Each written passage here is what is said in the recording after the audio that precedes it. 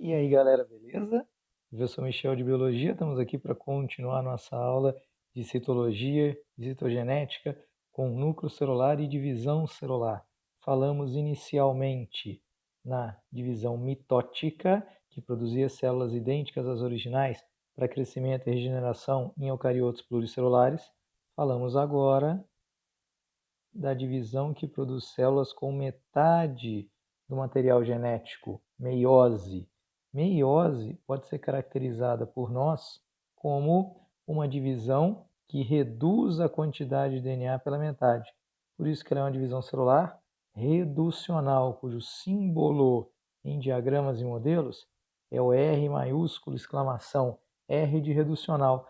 Uma célula original com pares de cromossomos diploides, vai realizar duas divisões sucessivas, formando 4 células filhas ao final do processo. Então, na verdade, todo o processo meiótico, uma célula se divide em duas e essas duas continuam a se dividir, cada uma delas formando mais duas, teremos 4 células ao final do processo, reduzindo a quantidade de DNA ao final do processo. Cada uma das células terá metade do material genético do original, serão células haploides. Devemos lembrar que antes de começarmos a divisão meiótica, tem que acontecer aquilo que acontecia antes da mitose também. Eu tenho que passar por um período de fase S, de duplicação no DNA, e também de G2, de preparação do citoplasma para a divisão. Então, quando eu vou começar agora a divisão meiótica, assim como na mitose, devemos lembrar que os cromossomos já estão duplicados e estão em processo agora de condensação. Eu produzia células as originais com a mesma quantidade de material genético, para quê? Para regenerar lesões ou para permitir o crescimento, aumento da quantidade de células. Na meiose, não. Na mitose eu queria isso, células com a mesma quantidade de DNA. Se na meiose vai ter metade da quantidade de DNA, a gente pergunta, para que eu quero produzir isso?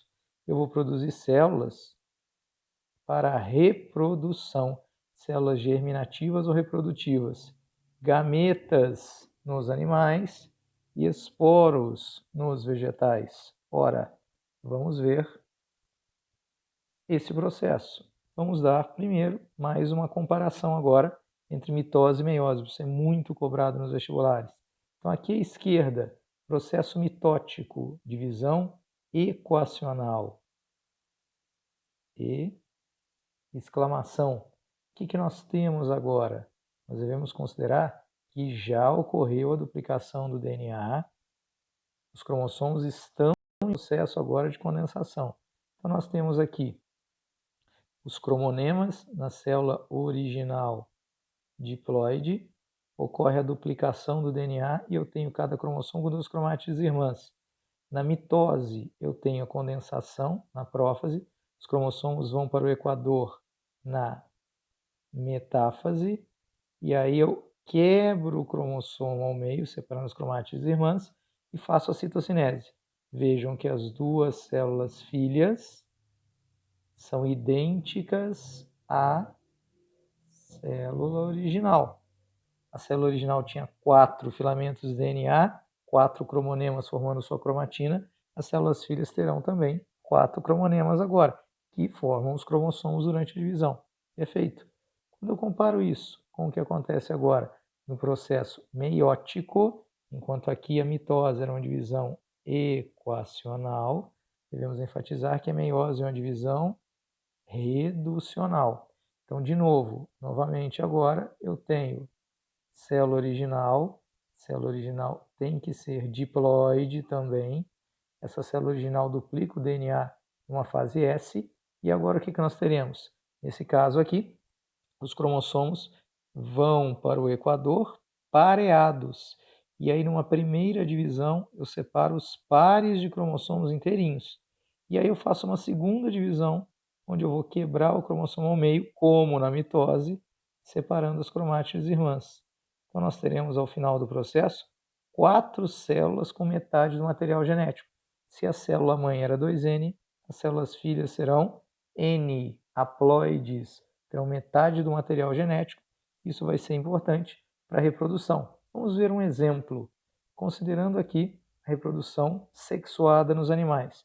Então, pego aqui a espécie humana. Eu tenho 2N46 no homem, 2N46 na mulher. Eu quero que o descendente mantenha o número cromossômico 2n46. Como isso vai ser possível? Ele vai receber metade do DNA, 23 pacotes da mãe, metade do DNA, 23 pacotes do pai. 23 do pai, 23 da mãe, 46 filamentos de DNA na primeira célula do novo ser, que é a célula ovozigoto. Ora, mas como é que a mulher vai produzir o óvulo? Como é que o homem vai produzir o espermatozoide? Através de uma divisão meiótica. Então, as células do corpo, células somáticas na espécie humana, têm 2n46. Essas células realizam um processo reducional e formam células agora haploides com apenas 23 cromossomos. Fornecendo 23 do pai e 23 da mãe, nós teremos agora o conteúdo total da espécie humana no descendente agora, na sua reprodução sexuada. As mitoses vão permitir o crescimento. Como é que de uma única célula você vai formar um indivíduo adulto pluricelular? Por sucessivas mitoses. Mas o que permitiu a formação dos gametas, óvulo e espermatozoide foi o processo reducional, foi a divisão meiótica. Então vamos ver agora quais são as etapas da divisão meiótica. Mas para isso, a gente tem que considerar que existem fenômenos exclusivos aqui. Quando ocorre o pareamento dos cromossomos na meiose, os cromossomos ficam lado a lado, nós veremos que eles poderão trocar segmentos aleatoriamente, formando assim gametas com combinações gênicas distintas. Esse fenômeno, que é totalmente ao acaso, é aleatório, é chamado de crossing over, ou permutação, uma permuta, uma troca, ou recombinação.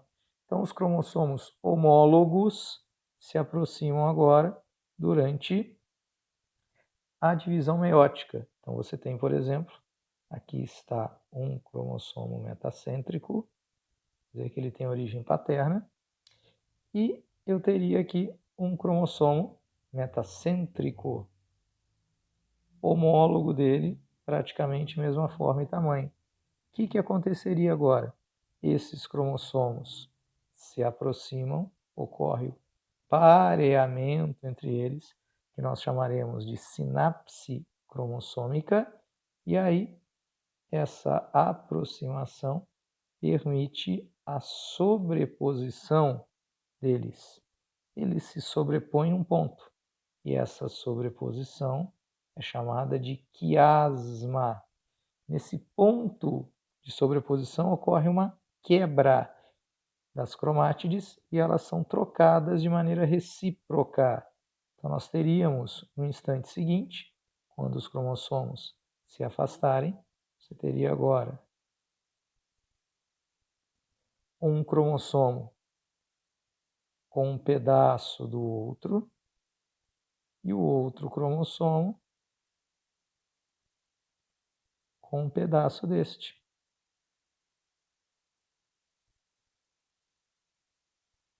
Isso permite agora novas combinações entre os genes que nós encontramos agora naqueles cromossomos. Isso permite a formação de gametas diferentes. Vou fazer uma outra representação para tornar isso agora mais didático. Se eu tivesse agora um par de homólogos,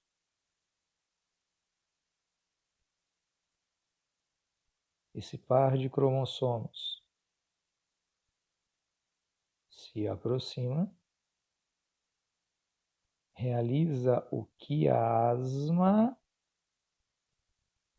a sobreposição, há uma quebra, uma fissura e uma troca recíproca de segmentos. Ao final do processo, os cromossomos são separados na meiose. Michel, não mudou nada. Vamos considerar que nós temos alguns genes aqui.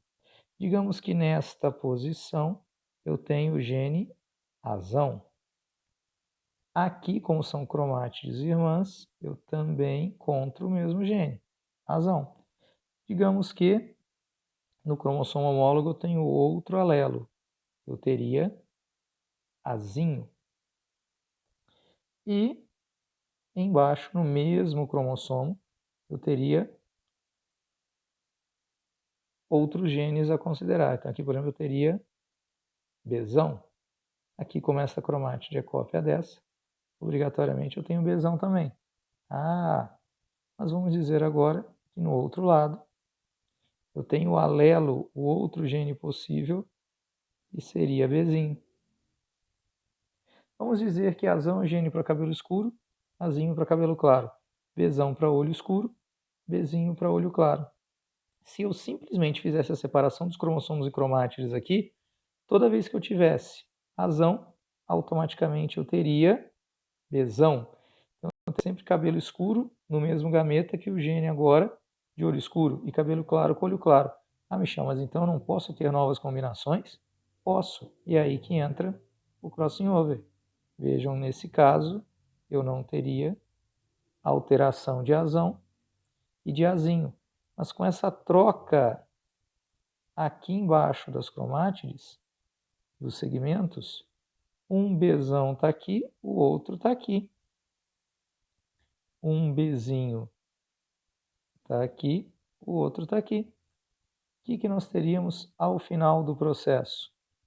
Eu não teria mudado o Azão de lugar. Eu não teria alterado o Azinho. Mas agora eu teria um Bzão aqui, o outro Bzão veio para o cromossomo de cá. Houve a troca desses segmentos. Eu tenho agora um Bzinho aqui, onde estava originalmente, o outro foi trocado, veio para cá. Quando nós formamos 4 células ao final da meiose, nós vamos demonstrar já, nós temos 4 células, porque cada célula tem uma cromátide. Então, peraí, se não houvesse o crossing over, nós só teríamos Azão, Bzão, cabelo escuro com olho escuro, e Azinho com Bzinho, cabelo claro com olho claro. Graças ao crossing over, essa troca aleatória, que você não sabe quando ela vai acontecer, em qual par, em qual ponto e quantos você vai ter, neste exemplo com crossing over simples, eu continuo tendo Azão com Bzão, cabelo escuro com olho escuro. Eu continuo tendo Azinho com Bzinho, cabelo claro e olho claro. Mas agora eu tenho cabelo escuro com olho claro, Azão com Bzinho, que não existia originalmente. E Azinho com Bzão, cabelo claro com olho escuro. De 2 tipos de combinações gênicas nos gametas, agora eu tenho 4. Por isso dizemos que o crossing over é aleatório, vai acontecer na primeira etapa, na prófase 1, mas ele aumenta a variabilidade genética dos gametas. Se eu tenho diferentes gametas, eu terei diferentes descendentes. Consequentemente, eu formo descendentes variados. Esse é um dos fenômenos que aumenta a variabilidade genética de uma espécie. Beleza. Então aqui nós demonstramos também a ocorrência dos quiasmas. Nós observamos aqui os cromossomos pareados, esse pareamento é chamado de sinapse, e vai acontecer apenas na prófase da primeira divisão meiótica, na prófase 1. E aí eles trocam segmentos aleatórios. Isso permite que você forme gametas diferentes geneticamente e descendentes diferentes. Aqui, só para mostrar em visão tridimensional, as cromátides e o ponto de sobreposição entre elas, que é o quiasma. E aí, quantos quiasmas a gente consegue observar, isso é visível no microscópio óptico, nos indica a quantidade de trocas de permutas que foram observadas agora. Tá legal? Isso vai acontecer na primeira divisão. Então, vamos organizar a divisão meiótica. São 2 divisões sucessivas. Poderíamos representar da seguinte maneira. Uma célula original se divide em 2. E essas 2 se dividem novamente. Por isso que eu tenho 4 células ao final do processo. Tudo isso aqui é a divisão meiótica. Mas nós teremos a meiose 1 e a meiose 2, a primeira divisão e a segunda divisão. Nós veremos que na primeira divisão nós já separamos os pares de cromossomos. Ocorre a separação dos homólogos. Isso permite que o número cromossômico seja reduzido. Então, se eu tiver 40 cromossomos, por exemplo, já vai 20 para um lado, 20 para o outro. então já reduz o número cromossômico. A primeira divisão reduz a ploidia de 2N para N. Ah, mas então só preciso de uma divisão? Não, porque os cromossomos estão duplicados, lembram? Na segunda divisão eu vou separar essas cópias. A segunda divisão é semelhante à mitose. É uma divisão equacional, onde eu vou quebrar o cromossomo ao meio, separando as cromátides irmãs. Isso a gente não pode esquecer. Nós teremos 4 etapas na divisão, em cada divisão da meiose, assim como tivemos 4 etapas na mitose, e teremos aquelas características clássicas. O que acontece numa prófase? Cromossomos se condensando, carioteca desaparece e forma áster e núcleo. Metáfase, cromossomos no equador, máximo de condensação. Anáfase, separação. Telófase, citocinese, com o estrangulamento do citoplasma pela membrana. Prófase 2, mesma coisa. Desaparecimento da carioteca, condensação cromossômica, formação de áster difuso. Metáfase, cromossomos no máximo de condensação e duplicados agora na placa equatorial. Anáfase, separação, e telófase, citocinese, divisão do citoplasma pela membrana. Aqui, o que a gente vai ver a diferença? Na primeira divisão, eu separo o par de cromossomos, na anáfase 1, e na segunda divisão, eu separo as cromátides irmãs, quebro o cromossomo ao meio na anáfase 2. Lembrando que apenas na prófase 1 ainda tenho pares de cromossomos, então aqui que eu terei o fenômeno, posso ter, né, o fenômeno aleatório do crossing over. Cuidado, não tem crossing over na prófase 2. Por quê? Porque eu já separei os pares de cromossomos. Eu tenho que pensar agora na seguinte situação. Eu tenho pares de cromossomos aqui, começo do processo. Na primeira divisão, eu já separei os cromossomos, os pares.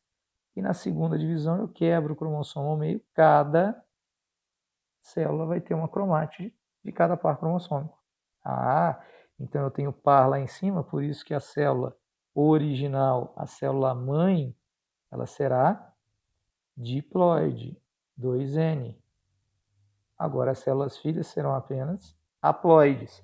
E a célula aqui do meio? Isso é pegadinha de vestibular. Já separei os pares de cromossomos. Não tem mais par? Ela já é haploide. Mas ela é um haploide duplicado, porque cada cromossomo aqui tem cromátides irmãs. Nós vamos separar na segunda divisão. Ora, vamos ver o que acontece em cada etapa. A gente tem que aprender a reconhecer que esses desenhos aparecem no vestibular. Olha o que eu estou observando aqui. Cromossomos ainda em processo de condensação, já estão pareados. Isso é a sinapse cromossômica, para que eles possam fazer agora o fenômeno do crossing over, a permutação. Para estudar adequadamente o crossing over, nós subdividimos a prófase 1 em 5 subfases: leptóteno, zigóteno, paquíteno, diplóteno e diacinese. No paquíteno vai iniciar o crossing over, e no diplóteno a gente consegue ver o quiasma. Lembrando mais uma vez, o que é o quiasma? O quiasma é quando você observa os cromossomos sobrepostos. Você vai ver isso numa das subfases da prófase 1, que é o diplóteno, quando você evidencia o quiasma. Você consegue visualizar o quiasma.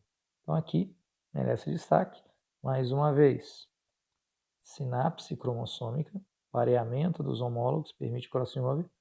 Carioteca aqui, ó, observem que ela está se desintegrando, desaparecendo. Nucleolo também já foi. E nós estamos formando os ásteres e as fibras do fuso, que vão funcionar como cordas agora para o cabo de guerra, que será a separação dos cromossomos. Isso é na prófase 1. Na metáfase 1, os cromossomos vão para o equador. E aí eles ainda estão lado a lado. Vejam vocês que nós chamamos esta disposição dos cromossomos no equador de placa equatorial. Ah, Michel, já tinha lá na mitose, mas lá era placa equatorial com um cromossomo alinhado horizontalmente. Aqui não. Aqui você vê que os cromossomos estão pareados. Chamamos isso de placa equatorial dupla, que pode ser evidenciado aqui. Só na meiose você vê pareamento de cromossomos na prófase e placa equatorial dupla na metáfase. Esses cromossomos estão lado a lado. Agora eu vou fazer o quê? O cabo de guerra. Puxá-los inteiramente para cada lado. Então, um cromossomo inteiro vem para cá, outro cromossomo inteiro vai para lá. A anáfase 1 se caracteriza pelo quê? A separação, a disjunção dos cromossomos homólogos, reduzindo assim o número cromossômico. Quando chegar na próxima etapa, na telófase, realiza-se a citocinese ou plasmodierese, que é o estrangulamento do citoplasma, dividindo em duas novas células. Maravilha. E agora? Vamos continuar.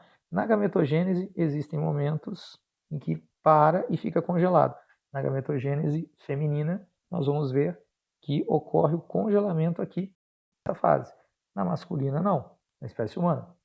Nos animais em geral, a gente vai observar esse fenômeno. Na espécie humana é bem evidenciado, a gente vai falar disso já já. Aí o que nós temos mais uma vez? Olha lá. Nós encontramos agora prófase 2, mais uma vez, cromossomos se condensando, carioteca desaparecendo, forma áster, forma fuso. Legal. Metáfase, nós temos agora cromossomos no equador, placa equatorial. Mas é uma placa equatorial simples e você tem um cromossomo de cada. Você vai separar agora na anáfase, fazendo disjunção das cromátides irmãs, semelhante à da mitose, por isso que a gente fala que a anáfase 2 é semelhante à anáfase da mitose. Finalmente, nós teremos cada célula realizando agora o estrangulamento do citoplasma pela membrana, formando cada uma duas células, duas aqui e duas aqui. Por isso que nós temos 4 células ao final do processo. Cada célula tem apenas metade do material genético. Se observarmos aqui no início do processo, o que nós tínhamos aqui? Quantos cromossomos? 1, 2, 3, 4, formando pares. Então, a célula inicial, neste exemplo, é 2N igual a 4. 4 cromossomos no total, formando pares. 2N porque é par, 4 número total. No final da primeira divisão, o que nós já temos? Apenas 2 cromossomos em cada célula. E eles não formam par de mesma forma e tamanho. Essa célula já é N igual a 2 e essa daqui também, N igual a 2. Mas é um N igual a 2 onde estão duplicados. Ó. Cada cromossomo aqui é formado por duas cromátides idênticas, uma cópia da outra, duas cromátides irmãs. Então aí chegamos na segunda divisão, onde nós vamos separar as cromátides irmãs. O que nós temos ao final do processo? 2 filamentos de DNA agora em cada célula. 2 aqui, 2 aqui, 2 aqui, 2 aqui. E não tem nem a mesma forma nem o mesmo tamanho. Então essas células são haploides, porque não formam pares seus filamentos de DNA, e o total é de 2. Então a célula mãe 2N igual a 4 formou células filhas com N igual a 2. De uma célula mãe diploide, eu formei 4 células filhas haploides. Perfeito. Então, nós temos que considerar agora uma coisa importantíssima. Existem erros na separação cromossômica. Podem acontecer erros. Uma separação normal, o que aconteceria? Pegando uma célula humana de modelo. Eu teria, então, agora, par de homólogos aqui, já fazendo o crossing over já, por isso que está o azulzinho com pontinha vermelha e o vermelhinho com pontinha azul. Fez a primeira separação, um homólogo para cá, outro para cá. Fez a segunda separação, quebra cromossomo no meio, separa cromátides irmãs. Você teria na espécie humana gametas com apenas N23. Beleza. Mas tem duas coisas que podem acontecer. Eu posso fazer a primeira divisão corretamente. Aí chega na segunda divisão, uma célula divide correto, 2 gametas com 23. Aí essa daqui, as duas cromátides vieram para cá. Houve uma não disjunção, não separação. Consequentemente, era para ter 23, vai ficar com 1 a mais, 24. E aqui vai faltar um cromossomo, 22. Esses gametas anômalos podem formar descendentes agora com aneuploidias cromossômicas, como a síndrome de Down, como a síndrome de Turner, como a síndrome de Klinefelter, que a gente vai ver em outra aula. Cuidado agora é o seguinte, quando houve não disjunção na segunda divisão, a primeira divisão foi normal, a segunda que foi o problema, que não separou direito aqui, eu tenho metade dos gametas com defeito, mas metade é normal. Ou seja, você ainda pode ter um descendente normal, caso você consiga usar um dos gametas que não sofreu esse problema.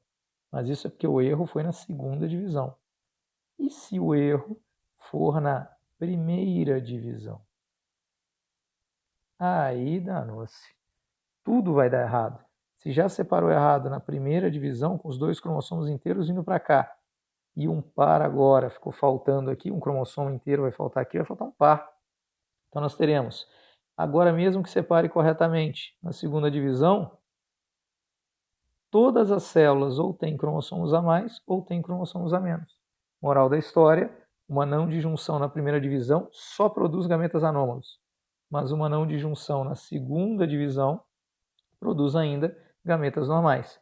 Então, abre aspas, seria menos evidente agora, menos problemático para a reprodução se o erro acontecesse na segunda divisão. Se acontecer na primeira, vai dar tudo errado. Tudo bem? E aí, umas coisas que o vestibular sempre cobra da gente, a comparação entre a mitose e a meiose. Então, vamos tomar agora certos cuidados. Em primeiro lugar, número de células. Em que célula acontece? Mitose, que está aqui à minha esquerda, divisão equacional, ocorre nas células do corpo, células somáticas. Meiose, divisão reducional à minha direita, em células germinativas, células de reprodução, gametas animais, esporos vegetais. Em mitose, uma célula-mãe forma 2 células filhas idênticas geneticamente. Se a célula-mãe era N, as filhas serão N. Se a célula-mãe era 2N, as filhas serão 2N. Aqui, na meiose, uma célula divide em 2 e cada uma dessas 2 depois divide em outras 2, tendo 4 no total. A célula-mãe sendo 2N, as filhas terão metade do material genético. Olhando o gráfico que fomentamos lá na aula de mitose, o que nós teremos? O DNA na fase S, separa o DNA na anáfase da mitose, voltou ao que era. Então, dupliquei na fase S, separei na anáfase. Produzi células com a mesma quantidade de DNA. Na meiose, não. Dupliquei o DNA na fase S. Reparti uma vez na primeira divisão, reparti de novo na segunda divisão. Opa! Nós temos, então, na mitose, a célula filha tem a mesma quantidade de DNA que a célula mãe. Na meiose, as células filhas têm metade do DNA da célula mãe. Ah, espera aí. Não há pareamento na mitose, só há pareamento de homólogos na meiose para permitir o crossing over, que aumenta a variabilidade genética. Ah, não tem crossing over na mitose, só na meiose. Nós apenas separamos cromátides irmãs agora na mitose. Na meiose, nós separamos homólogos inteiros e depois separamos as cromátides irmãs. Então, separação de cromátides tem em comum na mitose e na meiose, no caso da segunda divisão. Separação de homólogos é só na meiose. Então, há muito cuidado com isso.